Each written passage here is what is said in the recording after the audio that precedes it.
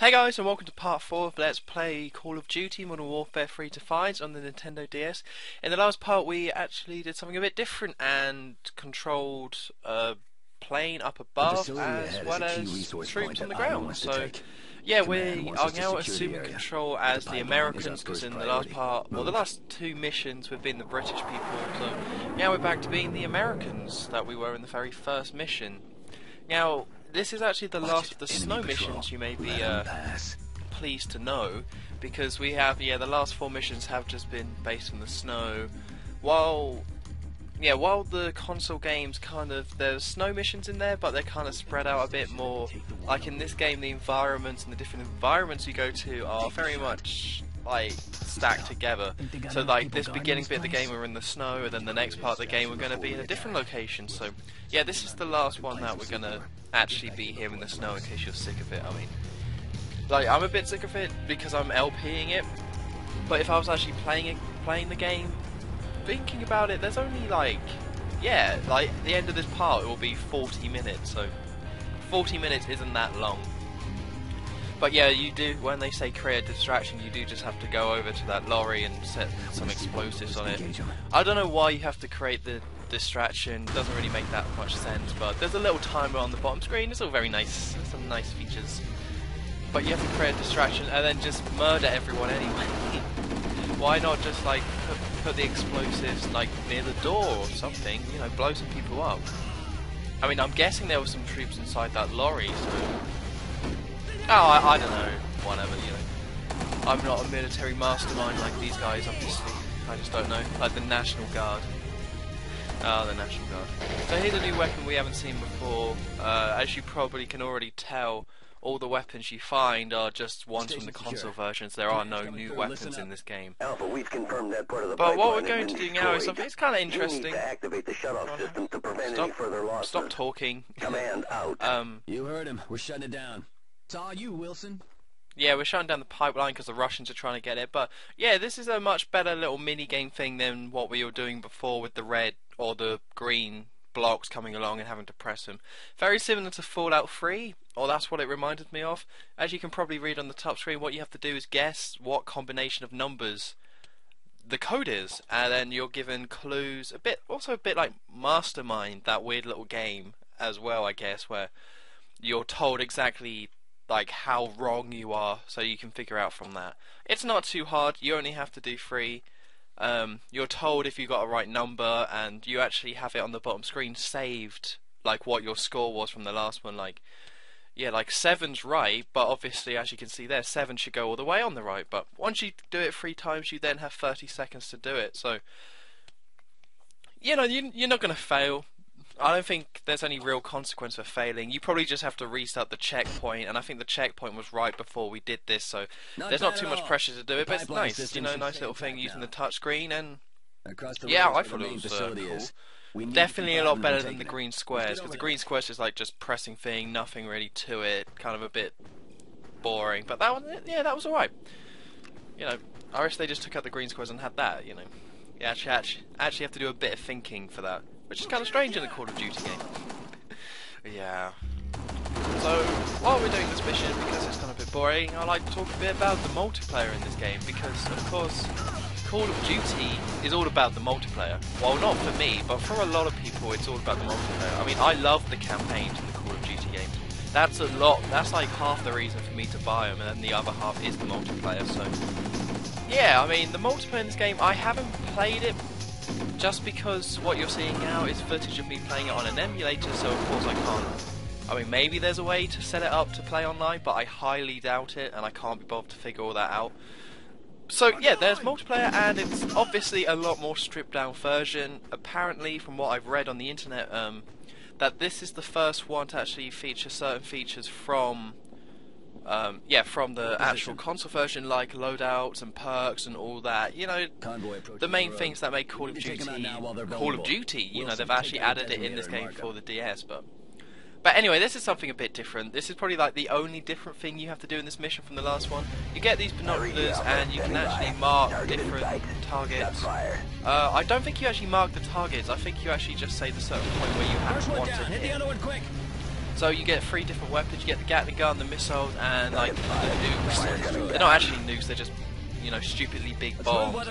You only have to bomb a couple of vehicles, so just don't bother with the Gatling gun. You only have to bomb 2 different lorries, so just use the missiles because they take them out and they're quicker than the massive big bombs, so it just makes more sense to use them. But yeah, with the multiplayer, it's only 6 player online, which is obviously nowhere near as good as the console versions. Like, it's surprising the amount of games out there where the like how many people are actually in a match or can be in a match is really low. Like Call of Duty, you can go up to 18. Battlefield is 24, I think. I think on the console version of this is, of course, on the PC version you can have. I remember COD 4 you could have 32, I think, but I don't really know beyond that. So yeah, 6 isn't that much, but from what I've read, it's got good reviews. People say it's fun. People say that the controls aren't really an issue, just because everyone kind of has the same controls, so it's not as frustrating fighting people, and it's going to be fun. If you've played it and you want to let people know just how good it is, if it actually is a lot of fun, or if it actually kind of is so lacking and the graphics aren't good enough, or because there doesn't seem, from what I've read, there doesn't really seem to be any problems with it, apart from that it's a bit stripped back compared to the console version. So I don't know, it sounds fun, and you got to think of it as more as something to play on the go, because nowadays with Wi-Fi being everywhere, you can just be like, oh, I like Call of Duty, but what if I'm in Starbucks or McDonald's and I want to poon some noobs? Then yeah, you just connect to the Wi-Fi and there you go, you're playing some Call of Duty.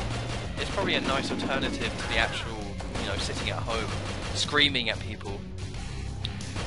But yeah, so the gun I got before that was actually a big old machine gun, but I wouldn't really recommend it on this level anyway, just because you're gonna need to, like, the reload time is just so large, it just takes so long to actually reload, that you're gonna want something like what I've got, the Scar, so you can just quickly reload, you know, pop out cover, reload, pop back into cover. Although of course you can't really pop back into cover. Yeah, you can't really crouch behind cover too well as well, but you know, the AI isn't that great. You know, the AI won't shoot you that much. And I doubt it's because I'm playing on normal. I'm guessing just because the DS is limited.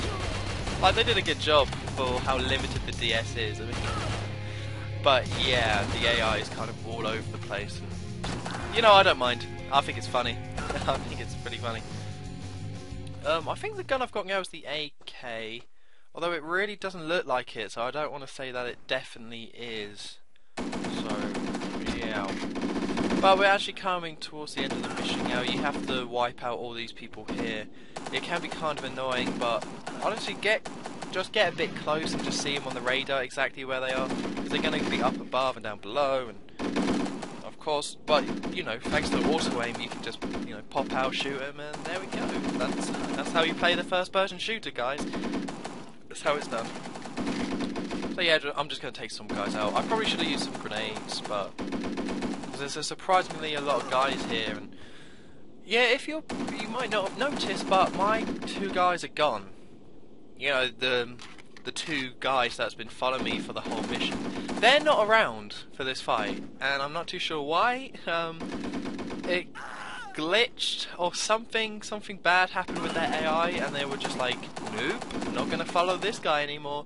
So they're not following me, so now I'm just kind of by myself, and for this battle I actually had no real troubles taking anyone out.